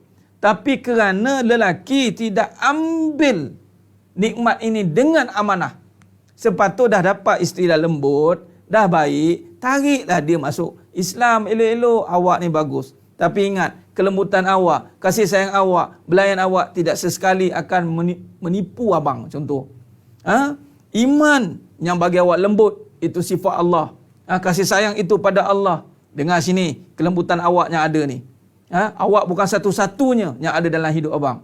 Ada lagi 2, 3, 4. Tengok, dia jadi melompat tak jadi langsui di siang hari. Kalau dah lembut tu, tiba-tiba melompat jadi harimau jadian ke, makhluk jadian ke, kuntilanak, genjerowo, maka dia pura-pura lembut lah. Orang dia tak ada iman, dia akan berubah jadi keras.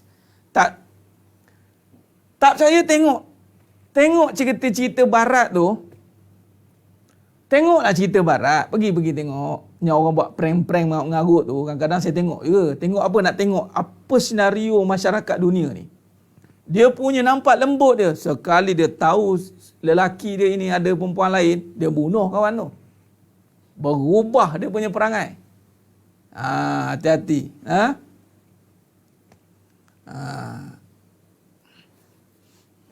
Bengkeng dan gedebe. Tu Haji Mahmud. Oh, ada yang gedebe. Allahu Akbar. Laful fikir bahawa wanita sah benar. Dah dapat lembut tu. Jangan didik dengan harta. Sekarang ni, nak tambah satu. Tuan Haji Sarisa. Nak tambah lagi supaya dia tahu dia bukan satunya. Boleh. Siap payslip, bank statement bagai. Tak apa. Itu sebagai, anggap itu sebagai, kan, lihat kebaikan dia Tuan Raja Sariza. Ada kebaikan bila minta bank statement supaya orang tak argue kita. Biar kita buat, biar buat betul-betul. InsyaAllah Allah bagi rezeki kan. Setakat bank statement tu Allah boleh buat on the spot dia nanti. Sebab tu kena ada panggil perancangan yang baik. Dengan Allah lah. Jangan terburu-buru insya-Allah. Doa sungguh-sungguh Allah pasti bantu. Kebanyakan yang lari daripada statement-statement begitu. Maksudnya dia nak ambil jalan mudah dalam poligami ini. Dia akan jadi huru-hara nanti. Huru-hara. Itu apa yang saya tengok lah.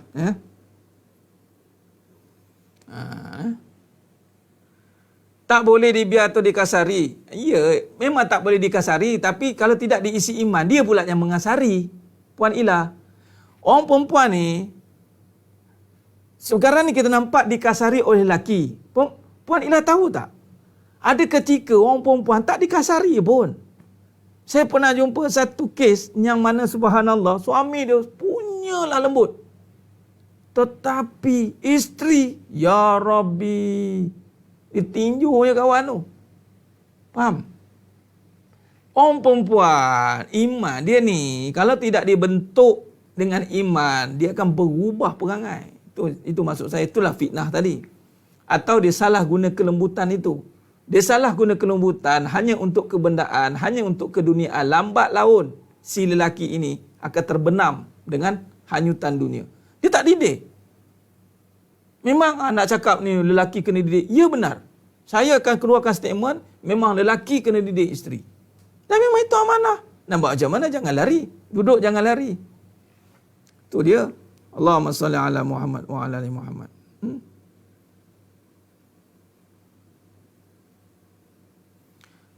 Saya bekesan nak buat gano. Mes ni kita bengkang lagi. Siapa yang bengking-bengking ni, kita jumpa yang lebih bengking daripada situ. Tak boleh. Wanita tidak boleh ada sifat bengking. Siapa-siapa wanita yang ada sifat bengking, dia tak ikut isteri Nabi. Isteri Nabi tak ada satu punya bengking. Agak-agak nak duduk dengan isteri Nabi, nak ikut wanita solehah, buang perangai iblis tu. Tu perangai iblis tu, bengking-bengking tu. Orang perempuan yang ada sifat bengking, dia dah rasa diri dia hebat. Minta maaf cakap. Dia marah anak dengan bapak dia marah sekali. Dengan suami pun dia marah. Abang pun sama. Berani cakap dengan suami macam tu. Ustaz, Umar Khattab radhiyallahu anhu kena bebe dengan isteri. Siapa kata? Tu riwayat. Betul kita ada kat situ.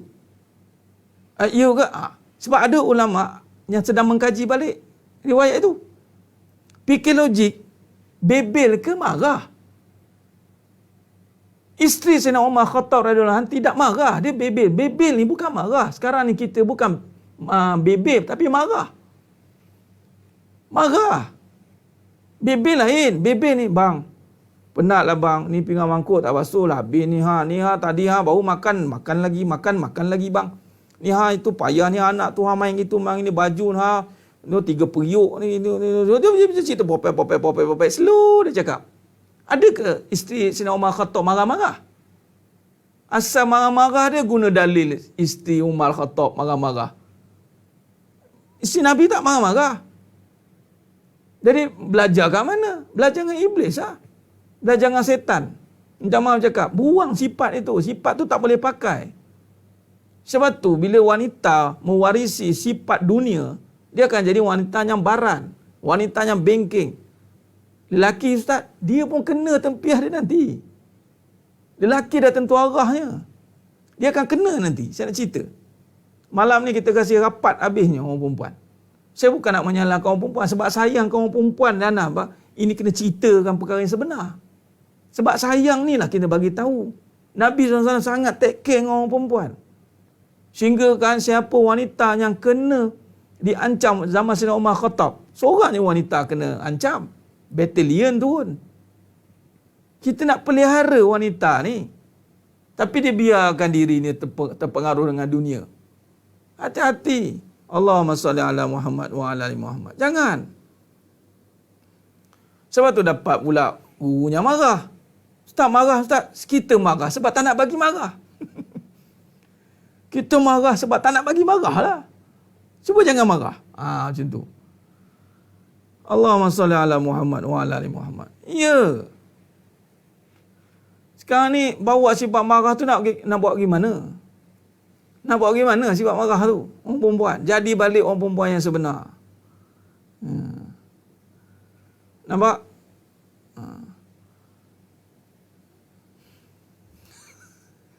Allah. Dari kena ke akhirat, Puan Izzat kena pun kena, tak marah dia kan psycho. Ini Puan Aisyah. Tadi dia begini, yang psycho tu pula, sebelum ni dia lembut. Dia memang lembut, lemah, psycho. Dia gunakan kelembutan pada perkara yang salah. Lambat laun, dia akan berubah jadi keras. Dia tidak boleh duduk dengan psycho tu lama-lama. Kelembutan yang tidak diletakkan pada ketaatan, dia akan berubah menjadi kekerasan. Saya ulang lagi sekali. Kelembutan yang tidak diletakkan pada ketaatan, dia akan berubah menjadi kekerasan. Sebab tu jangan terkejut, perangai kita boleh berubah di saat kita marah. Macam mana boleh marah ya Ustaz? Sebab kelembutan yang kita ada sebelum marah, kita gunakan dengan kelalaian. Sibuk, bang kita nak pergi piknik kat mana bang? Kita kena honeymoon kat mana bang? Yang suami pula, ya. Oh baguslah kamu ni. Oh seronoklah. Kamulah lembut. Tak nak didik isteri tu dengan akidah.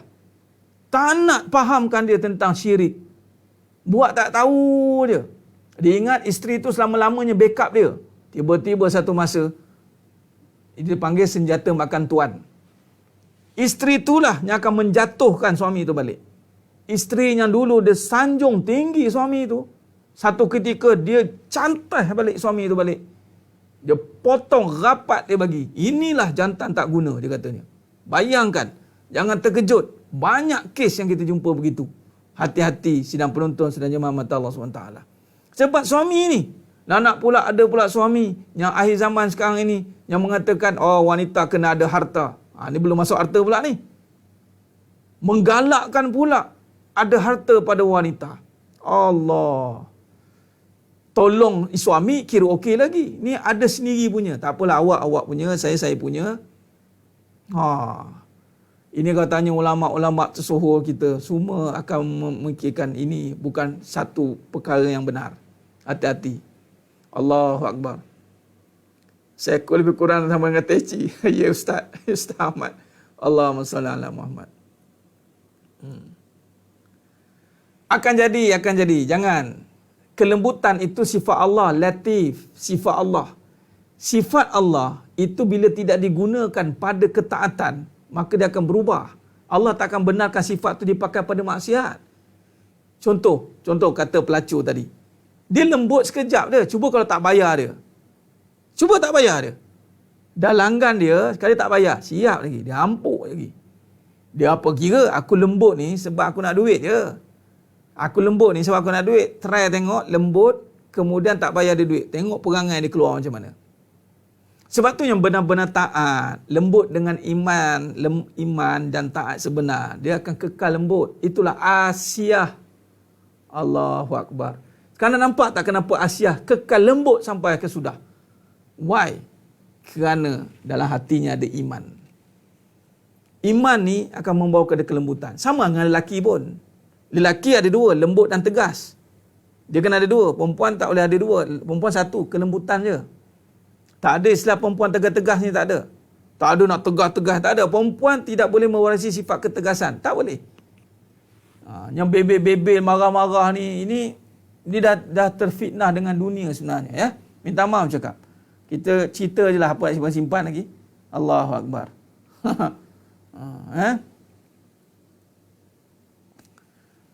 Tak apalah Puan Fazilah, kalau itu pujuk, kan tadi, pujuk untuk ketaatan.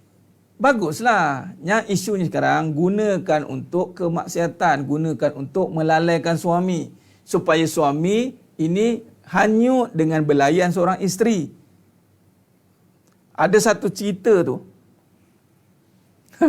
Dia kalau saya cerita, dia tahu dah kumpulan mana ni. Allah. Tak apalah, ada satu kumpulan itu cerita tu. Dia kata, suami ni dia akan kalah dengan belayan. Jadi kita belai dia sungguh-sungguh. Kita tawan hati dia sungguh-sungguh supaya dia tak nampak perempuan lain. Itu dia. Jadi maknanya apa? Dia buat kelembutan tu untuk apa? Untuk redha Allah ke untuk suami dia tak kahwin lagi? Tak pandang perempuan lain? Itu je lah. Habis tu Ustaz, biarkan je lelaki tu pandang perempuan lain. Siapa kata biar? Ada. Kita kata suruh biar. Kita kata, janganlah guna kelembutan sekadar untuk itu. Untuk buat suami hanyut. Suami tenggelam dengan kelembutan. Itu je. Dah tak nampak lain. Dia panggil mabuk. Mabuk payang. Dah tak nampak perempuan lain. Dah tak ada. Tanpa mak dia sendiri pun tak nampak. Hati-hati. Dia nak perempuan-perempuan lain sampai mak sendiri pun dia tak nampak dah. Mak dia lah yang paling lembut sekali. Suami yang paling lembut mak. Bukan isteri. Mak yang pegang dari kecil. Isteri lembut. Itu waktu dah besar. Itu pun tak tahu lagi kelembutan dia tahap mana lagi. Kalau benar dengan iman, baguslah. Tapi kalau dalam hatinya itu, buat sebab dunia, siaplah. Kena tinggal je lagi. Nampak? Sampai tak nampak mak. Mak tu yang paling lembut. Tertutup dengan kelembutan isteri. Sampai ada setengah tu cakap, yang tahu isteri kita je. Isteri yang tahu tentang diri sebab dia tidur sebantal dengan kita. Mak tak tahu. Mak yang melahirkan dengan tidur sebantal. Mana lagi tahu? Sampai kadang-kadang tu menantu cerita tu. Nampak dia tak? Cakap, mak tak tahu anak mak ni macam mana tahu. Nak banyak sungai. Saya yang hidup dengan dia. Mak menjaga. Aku yang melahirkan dia. Kamu ada anak dia, kamu tahulah. Nampak? Dia kadang berpusing. Sebab tu orang kadang, orang perempuan, sampai dia tutup rapat dengan mak dia lupa. Patutnya buat sampai anak lelaki tu jadi nak berkhidmat dengan mak. Ini, abang tak sayang saya ke? Asyik lebihkan mak je, abang pilih. Saya ke mak? La ilaha illallah. La ilaha illallah. Dia buat kerja macam tu. Subhanallah. Nampak? Ini hadis tadi kan? Nampak tak Nabi takut? Nabi kata takutlah dengan wanita. Allahumma salli ala Muhammad. Ini cerita realiti kehidupan tuan-tuan. Berapa ramai yang dah kahwin, dia kurangkan ketaatan dengan mak dia. Berapa ramai? Tu boleh cerita kahwin lagi tu. Kahwin lagi jauh dia dengan mak dia. Dah kahwin pun satu payah mak nak suruh. Kahwin lagi. Tak nampak batang hidung. Allahumma salli ala Muhammad wa ala ali Muhammad.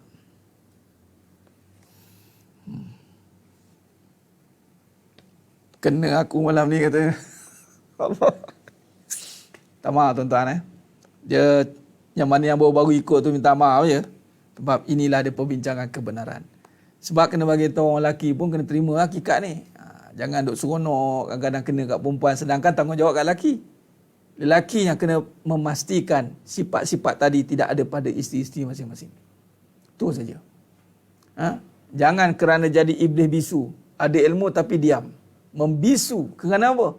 Kerana pada isteri itu adalah kelebihan-kelebihan yang kadang-kadang kita pun terdiam, tak tercakap kat isteri. Allahu Akbar. Subhanallah.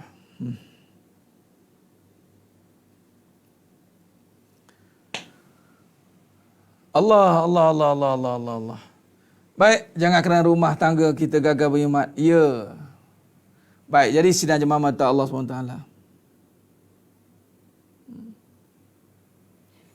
Apa cerita isteri jangan sampaikan pada ibu. Begitu juga sebaliknya.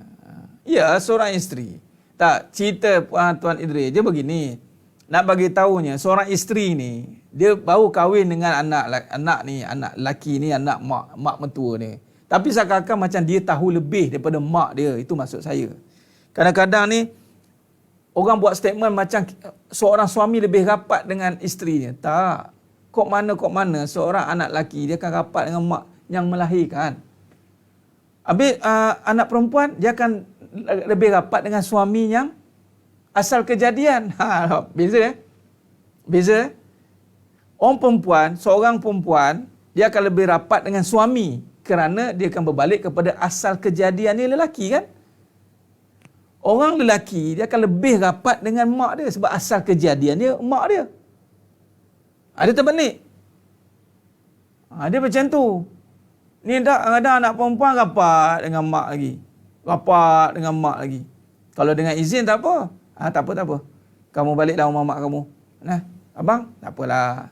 Kamu rehat, bagi akak kamu pula. Macam tu. Dia ada sistem giliran kan. Abang bagi kamu masa dengan mak kamu ya. Abang dengan akak. Dengan Kak Long. Ni Kak Ngah. Ada 4. Kak Long, Kak Ngah, Kak Lang, Kak Cik. Ada 4. 4. Kak Cu. Dia bagilah yang Kak Long ni, kamu balik dengan mak kamu ya. Sian mak kamu, mak tu ialah nak juga masa dengan kamu. Kamu baliklah. Balik duduk. Abang tak ada ya. Abang ada urusan abang nak dengan mak. Ni ada Kak Ngah tak? Kak Ngah pula. Kak Ngah ni pergilah jumpa awak mak. Tu sistem dia. Tu kebaikan yang ada.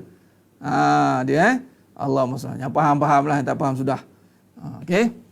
Baik, jadi sidang jemaah mata Allah Subhanahu Wa Taala.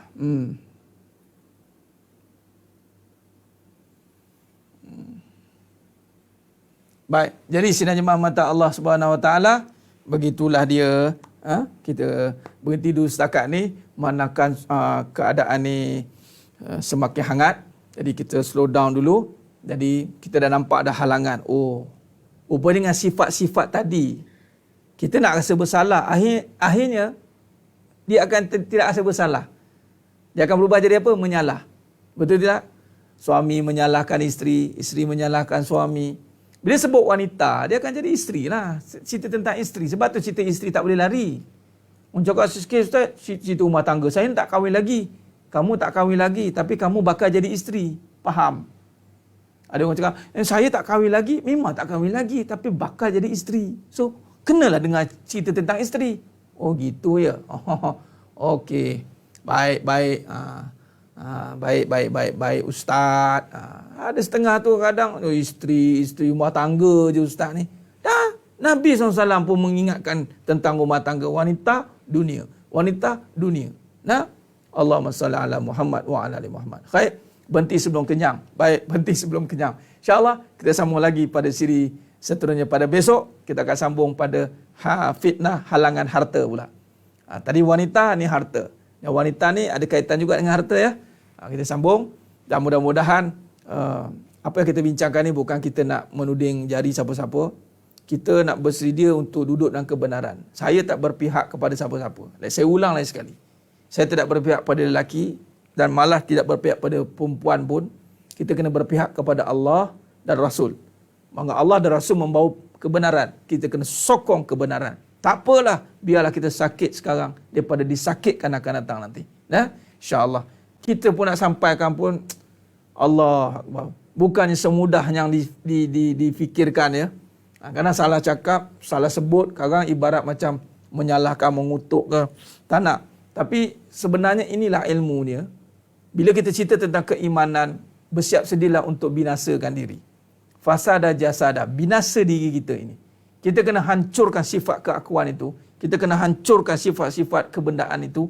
Kita kena hancurkan sifat-sifat mazmumah itu agar terang jalannya untuk menuju kepada Allah. Sebenarnya itu je sebenarnya. Bila kita dah melalui fasa-fasa ini nanti, subhanallah, Allah akan bantu kita untuk dapat nikmat nanti bila kita bersama dengan Allah SWT. Khair. Jadi cukup setakat itu saja. Mohon ampun, mohon maaf atas segala kekurangan, terkasar kata, kurang bicara, kurang dalam penyampaian saya pada malam ini mana-mananya. Saya mohon ampun, mohon maaf. Mudah-mudahan Allah Ta'ala sajalah yang mampu menyempurnakan perbincangan kita pada malam yang penuh barakah. InsyaAllah kita ketemu lagi pada siri yang akan datang insyaAllah pada esok hari. Kita bertemu lagi pada siri pengajian online ini pada besok insyaAllah. Mudah-mudahan yang menonton malam ini Allah bukakan pintu hati, Allah berikan kefahaman, kekuatan untuk berubah menjadi lebih baik dan lebih taat kepada Allah Ta'ala. Dan insyaAllah yang menonton pada malam ini insyaAllah dipilih oleh Allah SWT untuk dimasukkan dalam syurganya tanpa hisab. Lagi sekali saya mohon maaf. Saya mohon maaf di atas terkasar kata itu kurang bicara, kurang dalam penyampaian. Mudah-mudahan Allah Ta'ala sajalah yang boleh menyempurnakan perbincangan kita pada malam ini. Aku lu qouli hadza wa astaghfirullahalazim li wa lakum. Wabillahi taufiq wal hidayah. Wassalamualaikum warahmatullahi wabarakatuh. Kita tangguh dengan tasbih kafarah dan suratul Asr. Subhanakallahumma wa bihamdik asyhadu an la ilaha illa anta astaghfiruka. Bismillahirrahmanirrahim. Wal 'asr innal insana lafi illa alladziina amanu wa 'amilus shalihat wa tawasaw bil haqq wa tawasaw bis sabr. Wallahu a'lam bissawab. Takbir. Allahu akbar.